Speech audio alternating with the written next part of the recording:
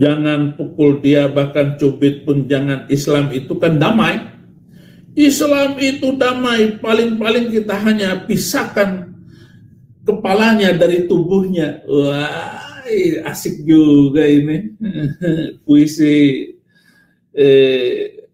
Bang Mamat. Ini Pak Saifuddin ini pintar. Enggak, yang pintar itu teman-teman Saifuddin Ibrahim nih, cerdas semua. Saya ini adalah orang lontang-lantung di sepanjang jalan hidupku.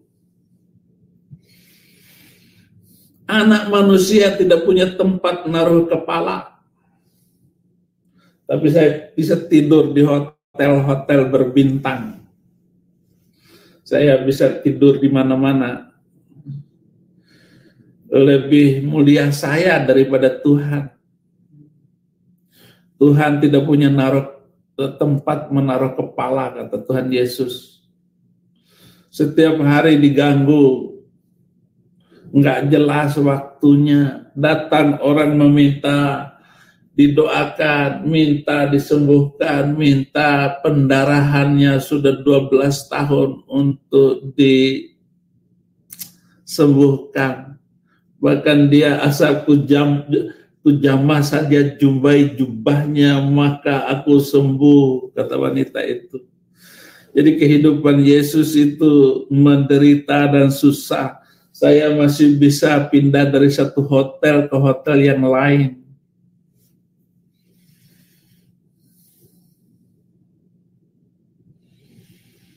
Kalau Rocky Gerung yang ngomong tidak ditangkap,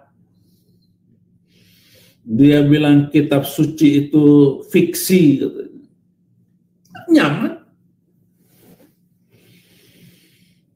Ferdinand Hutahain, Allahku hebat, beda dengan Allah kamu. Allahmu lemah syahwat. Ditangkap. Tiba-tiba dia ngaku mu'alaf. Tiba-tiba mengaku orang Islam. Tiba-tiba, akhirnya dihukum dan bebas sekarang. Ferdinand Hutahain. Lalu bergeraklah ribuan muslim, baik secara kelompok maupun individu, untuk memburu di mana orang itu berada. Cari lokasinya saat ini dan segera eksekusi di tempat. Inilah hebatnya agama kadronisasi. Agama orang zaman now.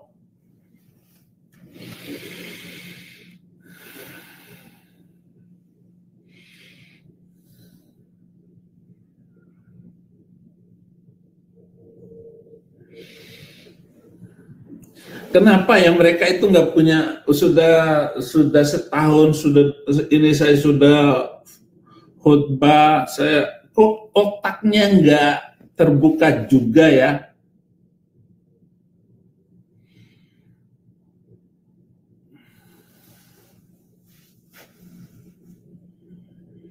Nah, kalau kita lihat itu, ada perbedaan reaksi antara orang Islam yang mengkritisi agama-agama di luar Islam dan orang luar Islam yang mengkritisi agama Islam. Perlakuannya tidak terhormat. Perlakuannya tidak adil dan beradab.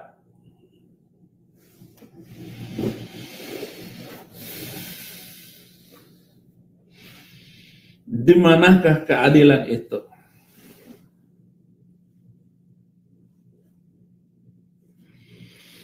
Siapakah yang menentukan keadilan itu?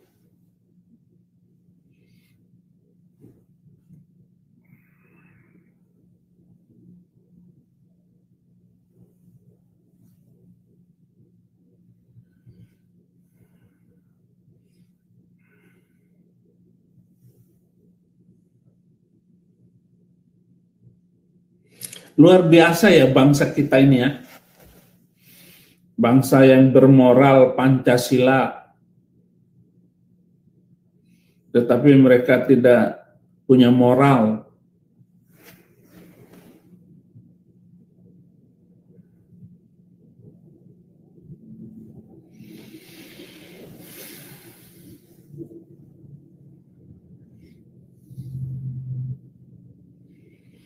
Aku menjadi tertawan bagi segenap bangsaku, menjadi lagu ejekan mereka sepanjang hari. Kalau saya baca ini komentar-komentarnya itu, aduh, di live saya, komentar-komentar mereka itu sangat mengerikan. Pulang Din, pulang. Bareskrim sudah menunggumu. Napoleon Bonaparte sedang menantimu. Kace juga sudah menunggu kamu. Temanin Kace, kasihan.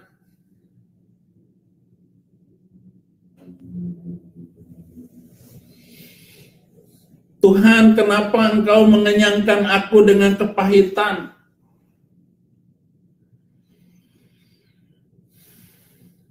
Memberi aku minum ipuh dan meremukkan gigi-gigiku dengan memberi aku makan kerikil dan menekan aku ke dalam debu.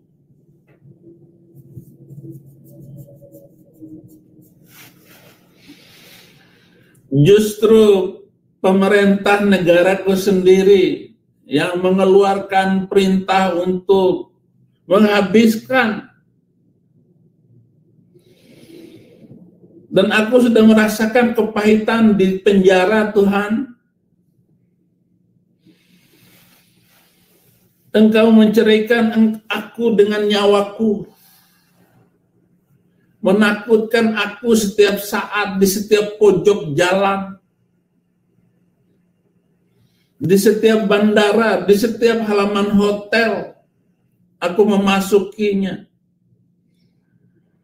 Jangan-jangan itu adalah polisi yang menangkap aku dan segera membawa aku ke Indonesia. Betapa pahitnya kehidupan ini, Tuhan.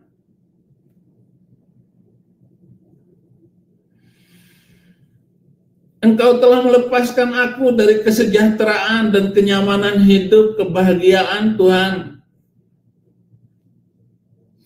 Dan aku lupa akan kehidupan sentosa. Sangkaku telah hilanglah kemasyhuranku dan harapanku kepada Tuhan. Ingatlah akan sengsaraku dan pengembaraanku, akan ipuh dan racun itu. Tetapi hal-hal inilah yang kuperhatikan. Oleh sebab itu aku berharap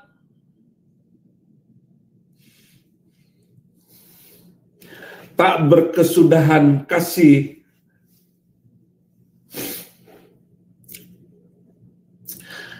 setia Tuhan. Tak habis-habisnya rahmat Tuhan. Selalu baru setiap pagi. Besar setiamu, Tuhan,